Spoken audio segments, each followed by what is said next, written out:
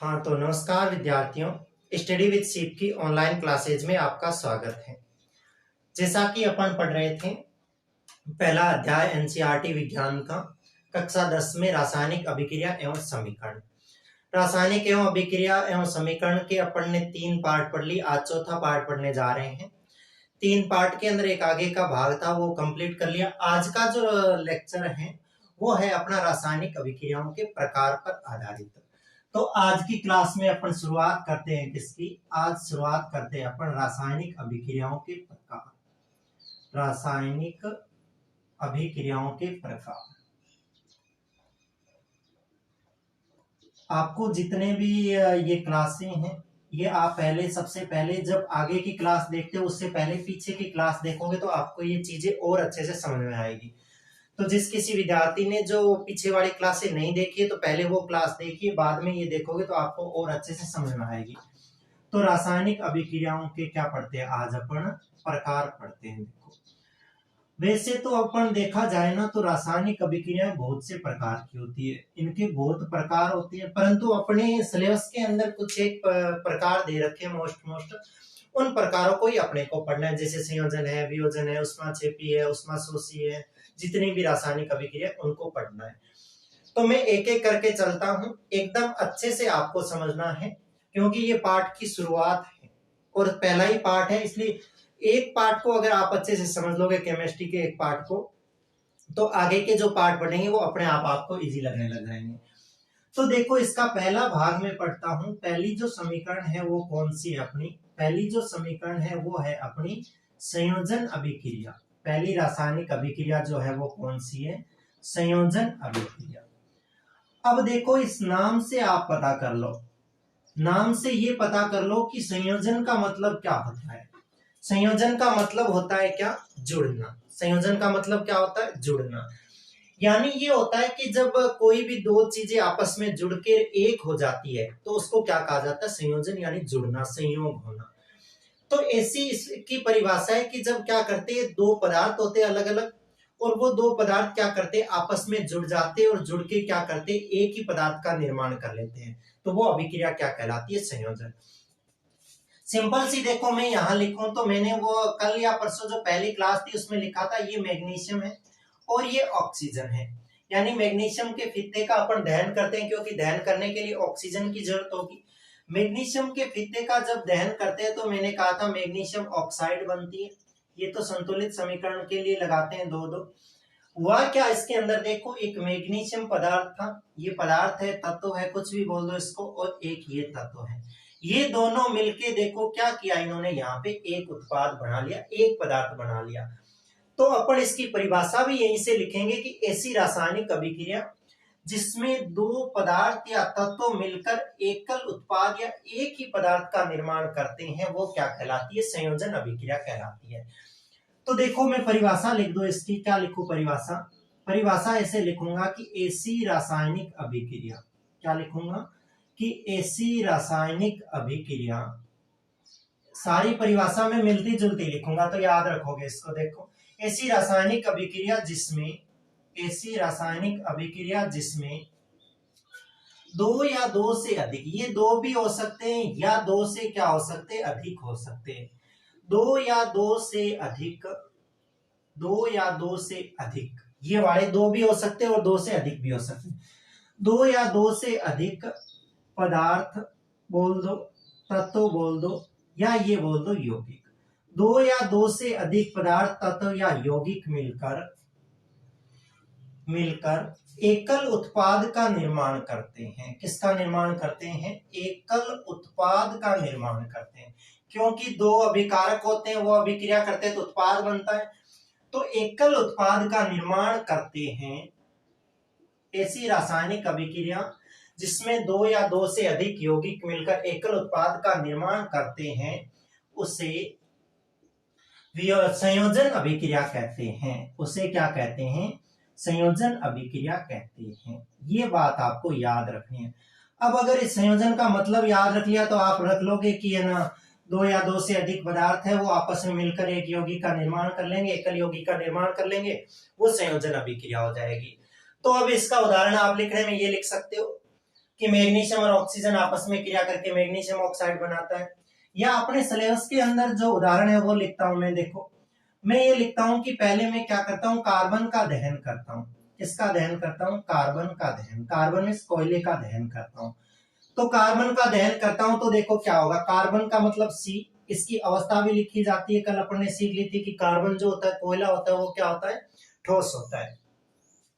Plus इसके साथ में, क्योंकि किसी भी वस्तु का, किसी भी चीज का दहन करना है तो उसके लिए ऑक्सीजन की जरूरत पड़ेगी। तो मैंने ये लो ऑक्सीजन लगा दी O2। ये गैस है तो इसकी अवस्था भी लिखी जाती है गैस।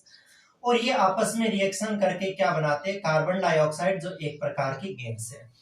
तो ये भी कह सकते हैं कि कार्बन का दहन करने पर क्या होता है? कार्बन डाइऑक्साइड गैस निकलती है। तो आपको एक नंबर का यहां से भी प्रश्न पूछ सकते हैं कि कार्बन का दहन करने पर कौन सी गैस उत्सर्जित होती है? तो कार्बन डाइऑक्साइड गैस उत्सर्जित होती है। ये क्या है? कार्बन। ये क्या है? ऑक्सीजन। और ये क्या है? Carbon dioxide. याद रखोगे इसको, ठीक है। पहला ये कार्बन का दहन कर दिया मैंने।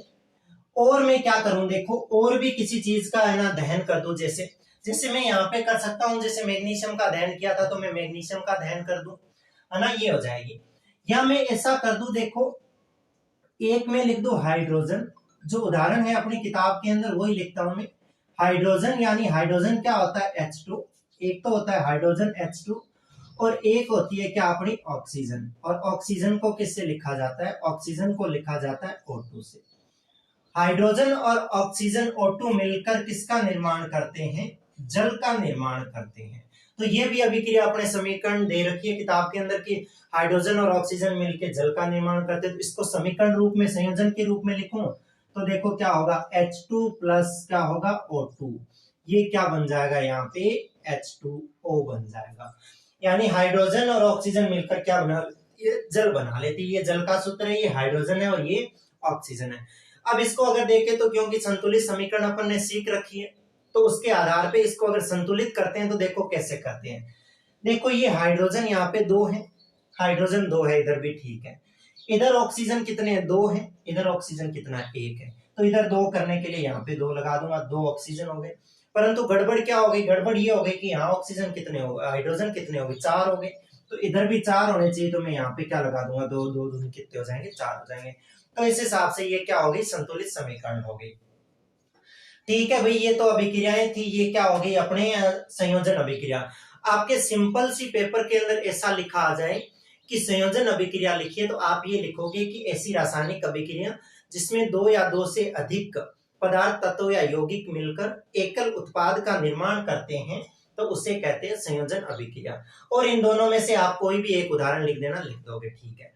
या वो इंडिविजुअल आपको कोई एग्जाम्पल पूछ ले, वो ये कहे कि कार्बन के दहन की रासायनिक समीकरण लिखिए, तो आपको पता रखना है कि कार्बन है और दहन के लिए ऑक्सीजन चाहिए कि कार्बन और ऑक्सीजन मिलकर कार्बन डाइऑक्साइड बना देंगे।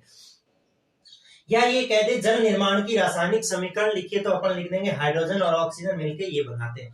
नहीं तो सिंपल सी ये परिभाषा लिखी और इनमें से जो उदाहरण याद रहा अपन ने वो उदाहरण लिख दिया। अब मोस्ट बात देखो ये आती है, तीसरा में एक उदाहरण अपनी किताब का मैं और लिखता हूं। तीसरा उदाहरण ये है, देखो एक यौगिक होता है जिसको अपन बोलते हैं क्या? जिसको अपन बोलते हैं कैल्शियम ऑक्साइड। क्या बोलते हैं अपन? Calcium oxide. कैल्शियम ऑक्साइड जो होता है ना, इसको अपनी भाषा में अपन क्या कहते हैं? इसको कहते हैं बिना बुझा हुआ चूना। कैल्शियम ऑक्साइड को क्या कहते हैं अपन? बिना बुझा चूना।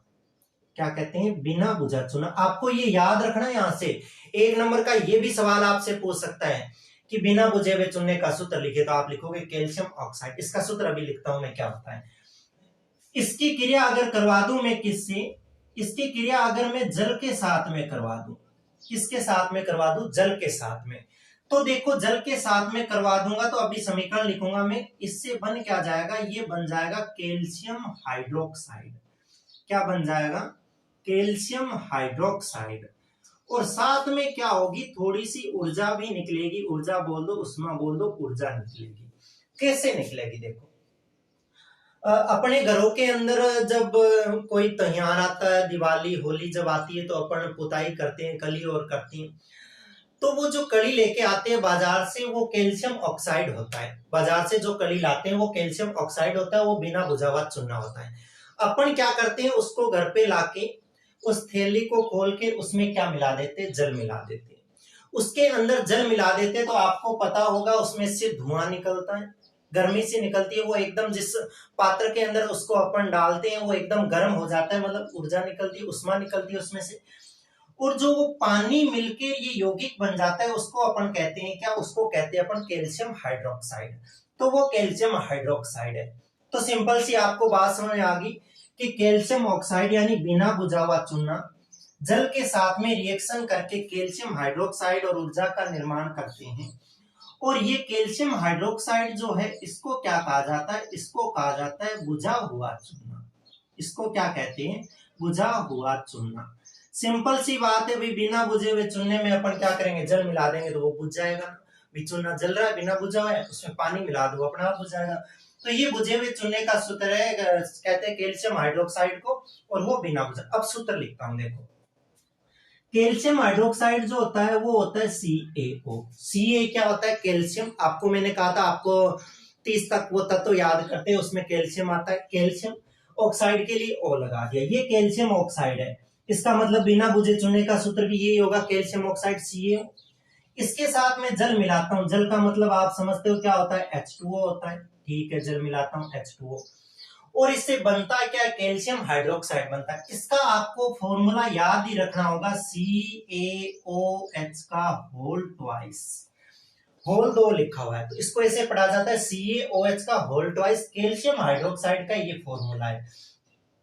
ये एक तरह का क्षार है, अमल क्षार वाले पार्ट में पढ़ेंगे। कल भी एक नाम आया था सोडियम हाइड्रोक्साइड, क्षार था। आज एक नाम और आ गया कैल्शियम हाइड्रोक्साइड, ये भी एक प्रकार का क्या है, क्षार है। तो जब आप क्षार वाला पार्ट पढ़ोगे आपके ये बातें काम आएगी, तो आज से ध्यान रखना, ये एक तरह का क्या है, क्षार है, कैल्शियम हाइड्रोक्साइड। जैसे ही मैं वहां पे कैल्शियम हाइड्रोक्साइड का नाम लूंगा अम्ल क्षार वाले पार्ट में, आपके दिमाग में आ जाना चाहिए कैल्शियम हाइड्रोक्साइड। अच्छा, ये तो CaOH का होल ट्वाइस होता है, वो कैल्शियम हाइड्रोक्साइड है। तो ये कैल्शियम हाइड्रोक्साइड का फॉर्मूला है, तो फिर बुझे हुए चूने का फॉर्मूला ही तो यही होगा। ये होगा, ये लो साथ में क्या निकलेगी, उष्मा निकलेगी, ऊर्जा के रूप में उष्मा निकलेगी। तो ये जो एक समीकरण है ये अपने अच्छे से दे रखिए, अलग से दे रखिए, तो आपको ये पूछ सकता है कि कितने % इसमें से पूछ सकता है। शुष्क बुझे हुए चूने का सूत्र लिखिए, बुझे हुए चूने का सूत्र लिखिए कैल्शियम हाइड्रोक्साइड CaOH का होल ट्वाइस। बिना बुझा हुआ चूने का सूत्र लिखिए CaO।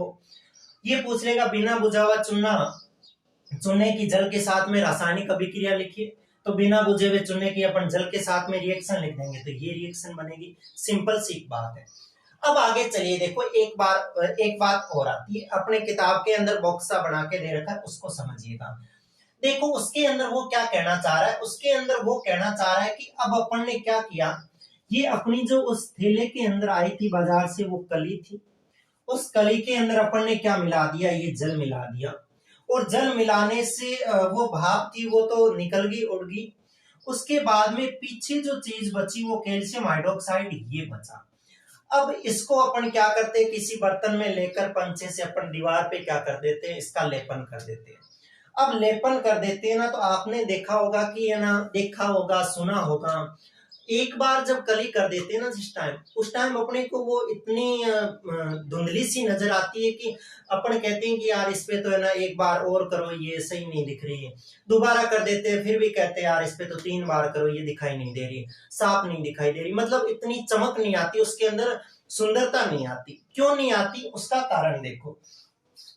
ये जो कैल्शियम हाइड्रोक्साइड होता है इसके अंदर पानी की कुछ मात्रा रह जाती है, पानी की कुछ मात्रा रह जाती है। तो इसकी समीकरण देखो, मैं यही लिख देता हूं, यही नीचे देखो, ये जो है ना अपना कैल्शियम हाइड्रोक्साइड CaOH का होल ट्वाइस, ये जो कैल्शियम हाइड्रोक्साइड है ये क्या करता है, जैसे ही अपन ने क्या किया ना, पुताई कर दी, दीवार पे लगा दी, उस कली को दीवार पे लगा दी, तो वायुमंडल के अंदर कार्बन डाइऑक्साइड गैस भी उपस्थित होती है। ये कैल्शियम हाइड्रोक्साइड जो है ये कार्बन डाइऑक्साइड के साथ में रिएक्शन करता है, और रिएक्शन करके कैल्शियम कार्बोनेट बना लेता है। क्या बना लेता है, CaCO3 बना लेता है। ये जो CaCO3 है, मैं यहाँ पे उसका नाम लिख देता हूँ, ये मोस्ट है, आपको याद रखना होगा। CaCO3 जो है इसको अपन क्या बोलते हैं, इसको बोलते हैं अपन कैल्शियम कार्बोनेट। क्या बोलते हैं, कैल्शियम कार्बोनेट, कैल्शियम कार्बोनेट। ये कैल्शियम कार्बोनेट है, ये बना लेता है किसके साथ रिएक्शन करके, इस कार्बन डाइऑक्साइड के साथ में रिएक्शन करके। ये कैल्शियम कार्बोनेट है ना, ये चमकदार होता है। जैसे क्या होता है, 1-2 दिन निकलते हैं या थोड़ा सा समय निकलता है तो वो क्या करता है, वायुमंडल में उपस्थित कार्बन डाइऑक्साइड के साथ में रिएक्शन कर लेता है और क्या बना लेता है, कैल्शियम कार्बोनेट बना लेता है। ये चमकीला होता है। जैसे अपन मार्बल नहीं लाते, संगमरमर, मार्बल जो होता है संगमरमर, कितना चमकीला होता है संगमरमर। तो ये संगमरमर की तरह बन जाता है किसके साथ, रिएक्शन करके CO2 के साथ। ये संगमरमर का ही सूत्र है, मार्बल का सूत्र आपको पूछ लेगा। संगमरमर का रासायनिक सूत्र लिखिए CaCO3, कैल्शियम कार्बोनेट का रासायनिक सूत्र लिखिए CaCO3। आपको कह देगा क्या होता है जब कैल्शियम हाइड्रोक्साइड में कार्बन डाइऑक्साइड गैस प्रोवाइड करती है तो क्या होता है, कैल्शियम कार्बोनेट का निर्माण होता है। तो इसको ध्यान रखिएगा, ये चीज बहुत काम आने वाली है। कैल्शियम हाइड्रोक्साइड, यानी ये पूछेगा कैल्शियम हाइड्रोक्साइड में कार्बन डाइऑक्साइड गैस प्रोवाइड करने पर क्या होता है, कैल्शियम कार्बोनेट तो बनता ही है। वो जो विलयन होता है वो क्या होता है, एकदम सफेद होता है, दूध जैसा हो जाता है। यानी उसका विलयन क्या हो जाता है, दूधिया हो जाता है। और दूध इतना सफेद होता है, उसी तरह ये क्या होता है, संगमरमर यानी कैल्शियम कार्बोनेट होता है। तो कुल मिला के ये जो समीकरण है, ये तो याद रखनी है अपने उदाहरण के लिए। ये जो उसने अलग से समीकरण लिख के दे रखी है, इनको अपने को याद रखना है। क्यों याद रखना है, क्योंकि ये अलग से मार्क करके अपने को सिलेबस के अंदर दे रखी है, किताब के अंदर। ध्यान क्या रखना है, ध्यान ये रखना है, पहले तो शुष्क बुझे हुए चूने का रासायनिक सूत्र याद रखना है, फिर बिना बुझे का याद रखना है। बिना बुझे में पानी मिलाते हैं तो भुजा बनता है, फिर उस बुझे को अपन दीवारों पे पो देते हैं। वो जो बुझा हुआ चूना है वो कार्बन डाइऑक्साइड के साथ में रिएक्शन करके कैल्शियम कार्बोनेट यानी संगमरमर की तरह बन जाता है। और वो जो संगमरमर होता है वो क्या होता है, चमकीला होता है और अपनी दीवारें चमकने लग जाती है।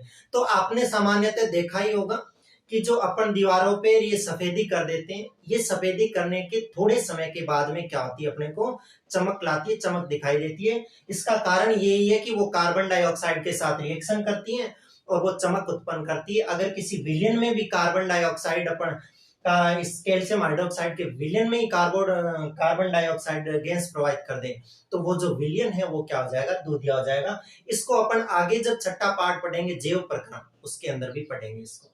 तो ठीक है, आप पहले तो इसको उतार लीजिएगा, मैं साइड में हो जाता हूँ। एक बार आप इसका या तो स्क्रीनशॉट ले लीजिएगा या इसको उतार लीजिएगा। अपन चलते हैं आगे। इसी के अंदर ही आगे क्या है, एक और समीकरण है। वो समीकरण क्या है, अपने ऊष्माक्षेपी अभिक्रिया।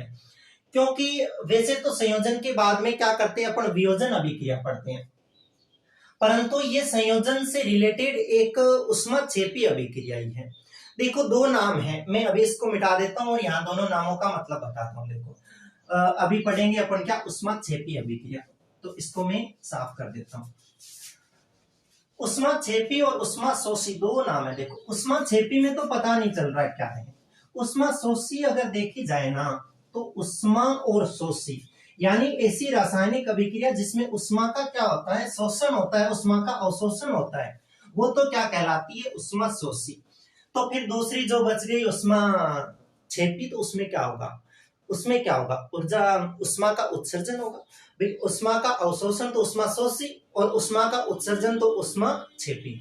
अपन अभिक्रिया इसका अलग से प्रकार तो नहीं है, क्योंकि दूसरा प्रकार सीधा अपने क्या आ जाता है, वियोजन अभिक्रिया आ जाता है। इसके अंदर ही एक अभिक्रिया है, लिखने में आप 2 नंबर लगा के लिख सकते हो। 2 नंबर रासायनिक अभिक्रिया अपनी कौन सी है, ऊष्माक्षेपी रासायनिक अभिक्रिया है। ऊष्माक्षेपी अभिक्रिया लिखता हूं मैं सीधी, ऊष्माक्षेपी अभिक्रिया।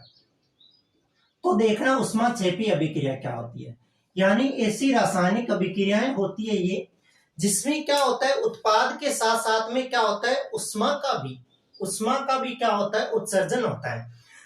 जैसे अपन ने देखा था कि कार्बन जो होता है उसको जलाते हैं, कार्बन को जब जलाते हैं, भाई कोयले को जलाते हैं या लकड़ी को जलाते हैं, तो उसके साथ साथ में अपने को क्या मिलता है, प्रकाश और ऊष्मा मिलती है। किसी भी चीज को जलाते हैं तो ऊष्मा तो मिलती है, गर्मी तो मिलती है ना अपने को। तो वो क्या होगी, जिसके साथ में ऊष्मा निकले, ऊष्मा का उत्सर्जन होता है, वो वाली अभिक्रिया क्या कहलाती है, ऊष्माक्षेपी अभिक्रिया कहलाती है।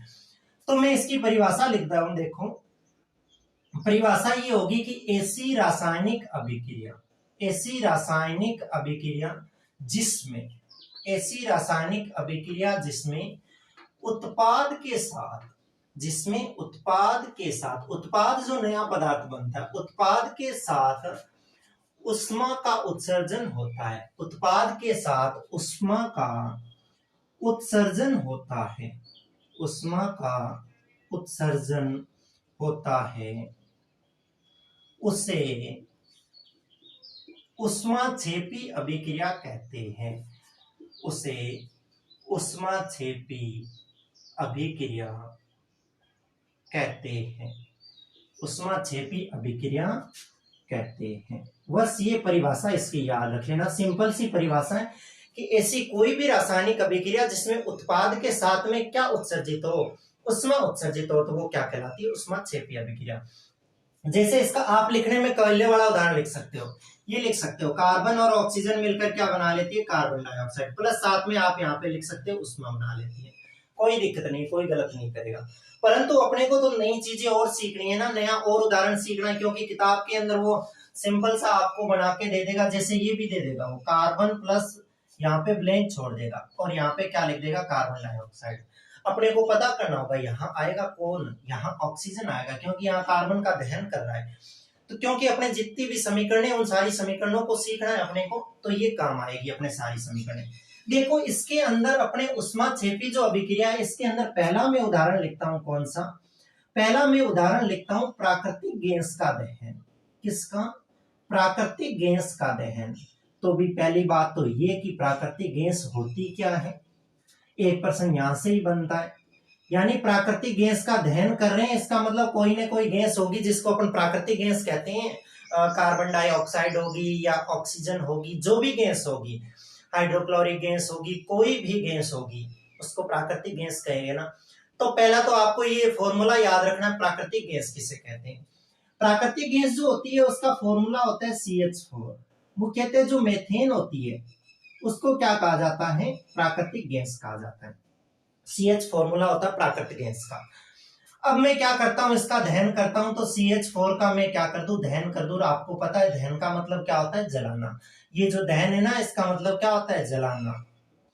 तो मैं इसका दहन कर दूं तो देखो ऑक्सीजन की जरूरत होती है, क्योंकि ऑक्सीजन की उपस्थिति में ही कोई पदार्थ होता है उसका दहन होता है। तो देखो आप एक बात ये याद रख लेना, जो कार्बन और हाइड्रोजन से मिलकर यौगिक होते हैं वो हाइड्रोकार्बनिक यौगिक होते हैं। अपन कार्बन वाले पार्ट में पढ़ेंगे। ये देखो हाइड्रोजन और ये देखो कार्बन, हाइड्रोजन और कार्बन मिल रहे हैं, इसका मतलब ये हाइड्रोकार्बनिक यौगिक है। और जब भी हाइड्रोकार्बनिक यौगिक ऑक्सीजन के साथ रिएक्शन करते हैं, देखो एक तो कार्बन है ऑक्सीजन के साथ रिएक्शन करेगा तो एक तो कार्बन डाइऑक्साइड गैस निकलेगी, और एक ये हाइड्रोजन जो है ये ऑक्सीजन के साथ में रिएक्शन करेगा तो क्या निकलेगा, जल निकलेगा, H2O निकलेगा। प्लस अपन उष्माक्षेपी पढ़ रहे हैं तो उष्मा का तो उत्सर्जन होगा ही होगा। बात आ रही है समझ। जहां भी आपको कार्बन और हाइड्रोजन के व्युत्पन्न दिखे, कार्बन और हाइड्रोजन से मिलकर बने यौगिक दिखे, वहां पे आप क्या कह दोगे, सीधा सा कि एक तो कार्बन डाइऑक्साइड बनेगी, एक जल बनेगा, ये बना दी कार्बन डाइऑक्साइड और जल, ये उष्मा। अब इसको अपन चल रहे हैं साथ साथ में तो संतुलित ही लेके चलते हैं, अपन इसकी अवस्था भी लिख के चलते हैं, क्योंकि अपन कहते हैं प्राकृतिक गैस है तो ये एक प्रकार की गैस है, ये ऑक्सीजन है तो ये भी एक प्रकार की O2 गैस है, कार्बन डाइऑक्साइड है ये भी एक प्रकार की क्या है, गैस है, ये जल है तो ये लिक्विड होता है, ये उष्मा है ही। अब देखना संतुलित करते हैं, कार्बन एक, ऑक्सीजन दो, हाइड्रोजन 4, पर हाइड्रोजन कितने हैं यहाँ पे, ऑक्सीजन 2 नहीं है, ऑक्सीजन 2 और एक यहाँ 3 है, हाइड्रोजन 4 है, यहाँ पे कितने 2 है, तो मैं क्या कर दूं यहाँ पे 2 लगा दूं, तो 2 दूनी 4 हाइड्रोजन हो गए, एक कार्बन, ऑक्सीजन 2 है, इधर देखो ऑक्सीजन 2 यहाँ ऑक्सीजन, तो मैं यहाँ पे क्या लगा दूंगा, 2 लगा दूंगा, तो 2 दूनी 4 ऑक्सीजन, 2 2 4 ऑक्सीजन, 2 ये और 2 ये वाले 4 ऑक्सीजन यहाँ पे हो जाएंगे। तो ये रासायनिक अभिक्रिया क्या होगी, संतुलित होगी। तो आपको वो कहेगा प्राकृतिक गैस के दहन की रासायनिक समीकरण लिख के बताइए, या ये समीकरण लिख देगा, वो पूछेगा किस प्रकार की अभिक्रिया ये उष्मा लिखेगी ना आपको, तो कह दोगे कि ये किस प्रकार की उष्माक्षेपी अभिक्रिया। दूसरा मैं देखो उदाहरण लिखता हूं, एक श्वसन का उदाहरण लिखता हूं मैं। श्वसन मीन्स अपन सांस लेते हैं ना, ये जो सांस लेते हैं ये भी क्या है, एक प्रकार की उष्माक्षेपी अभिक्रिया। कैसे है देखना, अपन भोजन खाते हैं तो भोजन के अंदर क्या होता है, ग्लूकोज होता है। और ग्लूकोज का आपको सूत्र याद रखना, ग्लूकोज का सूत्र होता है C6H12O6। ये क्या होता है, ग्लूकोज होता है, ग्लूकोज याद रख लोगे इसको। ग्लूकोज का सूत्र क्या होता है, C6H12O6। अगर यहां से मैं इसकी बात करूं ना, कार्बन और ये हाइड्रोजन, हाइड्रोकार्बनिक यौगिक है, सिंपल सी बात दिमाग में आ जानी चाहिए। इससे क्या होगा, एक तो क्या निकले, कार्बन डाइऑक्साइड, एक क्या निकलेगी, जल निकलेगा। इसमें होता क्या है, अपने शरीर के अंदर ऑक्सीजन होती है, क्योंकि श्वसन के अंदर अपन ऑक्सीजन लेते हैं अंदर और कार्बन डाइऑक्साइड बाहर निकालते हैं। तो क्या होता है, अपने शरीर के अंदर जो ऑक्सीजन होती है, ये भोजन में उपस्थित ग्लूकोज इस ऑक्सीजन के साथ में जब रिएक्शन कर लेता है तो एक तो बनती है क्या, कार्बन डाइऑक्साइड CO2, एक बनता है क्या अपने शरीर के अंदर जल H2O, और साथ में क्या होती है, ऊर्जा निकलती है, उष्मा निकलती है, उष्मा निकलती है, इसलिए उष्मा क्षेपी अभिक्रिया में ये आता है। अब देखना, देखो क्या हुआ तो क्या, सिंपल सा कुछ ही नहीं, श्वसन अभिक्रिया के अंदर होता क्या है, अपने को उष्मा या ऊर्जा कैसे मिलती है, मैं इसको ऊर्जा लिख दूं या उष्मा लिख दूं तो कोई दिक्कत नहीं है, ऊर्जा। देखो अपन ने भोजन खा लिया, भोजन खाया, उसके अंदर क्या थी, अपने भोजन खाया उसके अंदर ग्लूकोज था, ये रहा ग्लूकोज था। अपन ने सांस ली, सांस के अंदर साथ में क्या ली, अपन ने ऑक्सीजन अंदर ले ली। तो ये ग्लूकोज जो भोजन में था और ये ऑक्सीजन था, ये दोनों आपस में रिएक्शन की, तो एक तो क्या बनी, कार्बन डाइऑक्साइड गैस बनी, जो अपशिष्ट के रूप में अपन वापस बाहर निकाल देंगे। एक क्या बना, ये जल बना, जैसे ही जल लेना मूत्र विसर्जन के द्वारा या अपने पसीने के द्वारा जैसे भी काम आएगा वो अपने शरीर में काम आ जाएगा। तीसरी जो ऊर्जा है, ऊर्जा जैसे मैं ये बोलने में काम ले रहा हूँ, काम करने में कोई और काम करते हैं उसमें काम लेते हैं, आप सुनने में, पढ़ने में, लिखने में, जहां भी काम लेते हैं वो ऊर्जा काम में आ जाती है। तो वो जो भोजन होता है इस हिसाब से डिवाइड हो जाता है। चलो ये तो रासायनिक समीकरण होगी, श्वसन अभिक्रिया, इसमें ऊर्जा उत्सर्जित होती है, इसलिए ये किस में आ जाएगी, उष्माक्षेपी अभिक्रिया में आ जाएगी। संतुलित कर लेते हैं इसको, कैसे देखना, कार्बन कितने 6, कार्बन कितना 1, यहाँ पे क्या लगा दू, 6 लगा दू, 6 कार्बन हो गए। हाइड्रोजन कितने 12, हाइड्रोजन कितने 2, यहाँ क्या लगा दू, 6 लगा दू, 6 दूनी कितना हो गया 12। ऑक्सीजन देखो 6, ये 2, ये 6 2 कितने 8, और इधर देखो कितने 6 दूनी 12 और 6 कितने हो गए 18 हो गए। तो अब ये 18 हो गए, तो अपन इसको 18 अगर इस साइड बनाना है अपने को, क्योंकि इधर तो कितने, ये 6 और ये कितने 2, 6 2 8 है। अगर इसको मैं बना दूं तो देखो, क्योंकि अनुमान लगाते, तुक्का लगाना होता है, तुक्का मेथड होता है, ये अनुमान विधि होती है, हिट एंड ट्रायल विधि। मैं अगर यहाँ पे 6 लगा दूं तो 6 दूनी 12 ये हो जाएंगे, 12 और 6 कितने हो जाएंगे 18, और ये 6 दूनी 12 और 6 कितने हो गए 18। ये रासायनिक अभिक्रिया क्या हो गई, संतुलित हो गई। ये कार्बन डाइऑक्साइड है, ये जल है, और ये ऊर्जा निकलती है। तो ये जो श्वसन अभिक्रिया है ये भी एक प्रकार की क्या है, अपनी उष्माक्षेपी अभिक्रिया। एक अभिक्रिया और लिख देता हूं मैं, क्योंकि अपने सिलेबस के अंदर लिखी हुई है, जो अपनी शाक सब्जियां होती है, जो शाक सब्जियां होती हैं, जितने भी सब्जियों के छिलके होते हैं, यानी वानस्पतिक द्रव जो होते हैं, वानस्पतिक द्रव जो होते हैं, द्रव्य होते हैं, ये क्या करते हैं, जैसे अपने छिलके हैं अपन ने फेंक दिए खेतों के अंदर, या कोई भी ऐसी है ना छिलके और वगैरह जो है अपन ने खेतों के अंदर फेंक दिए, खेतों के अंदर फेंक दिए, तो ये क्या करेंगे, वहां पे छोटे छोटे जीवाणु और होते हैं, वो क्या करते हैं, उसको खा के और क्या कर देते हैं, कंपोस्ट में बदल देते हैं। किस में बदल देते हैं, कंपोस्ट में। कंपोस्ट का मतलब क्या होता है, खाद होती है, खाद के अंदर बदल देते हैं। जब वो इसको खा पी के खाद के अंदर बदलती है तो क्या होता है, इसके साथ साथ में ऊर्जा निकलती है उष्मा के रूप में। तो इसलिए ये जो साग सब्जियों से कंपोस्ट का निर्माण होता है, ये भी एक प्रकार की क्या होती है, अपनी उष्माक्षेपी अभिक्रिया होती है। तो इस हिसाब से अपन ने क्या किया, ये आप एक बार में साइड में हो जाता हूं, आप इसको एक बार लिख लीजिएगा, या आप इसको रोक के वीडियो को एक बार स्क्रीनशॉट ले लीजिएगा, जिससे आपको ये आसानी से समझ में आ जाए, क्योंकि लिखी हुई चीज होती है वो अपने को साथ साथ में और अच्छे से समझ में आती है। तो आपने लिख लिया होगा। आज की इस क्लास के अंदर अपन ने 2 अभिक्रियाएं पढ़ी। वैसे देखे तो अपन ने एक ही अभिक्रिया पढ़ी है, संयोजन। संयोजन के अंदर ही ये एक अभिक्रिया आ रही है अपनी उष्माक्षेपी, इसलिए इसको 2 नंबर लगा के मैंने पढ़ा दिया, परंतु वास्तव में ये 2 नंबर अभिक्रिया नहीं है। 2 नंबर अभिक्रिया अपनी आएगी कौन सी, वियोजन। तो ये 2 अभिक्रिया अपन ने पढ़ी, इनके आप उदाहरण याद रखोगे, इनकी परिभाषाएं याद रखोगे और इनके अंदर जो सूत्र काम आ रहे हैं वो याद रखोगे। आपको सिर्फ दिक्कत आएगी एक पार्ट के अंदर, एक पार्ट में जितने भी सूत्र काम में आ रहे हैं रासायनिक सूत्र आप उनको रट लो, आगे के पार्टों में वही सूत्र काम में आने हैं। कार्बन वही C से लिखना है वहां पे, हाइड्रोजन वही H से लिखना है वहां पे, वही काम में आने हैं। तो इस हिसाब से अपन ने क्या किया, अपन ने ये किया कि इसमें रासायनिक अभिक्रियाओं के प्रकार पढ़े। आगे का जो प्रकार है वियोजन अपन उसको आगे के पार्ट में पढ़ेंगे। तब तक के लिए धन्यवाद।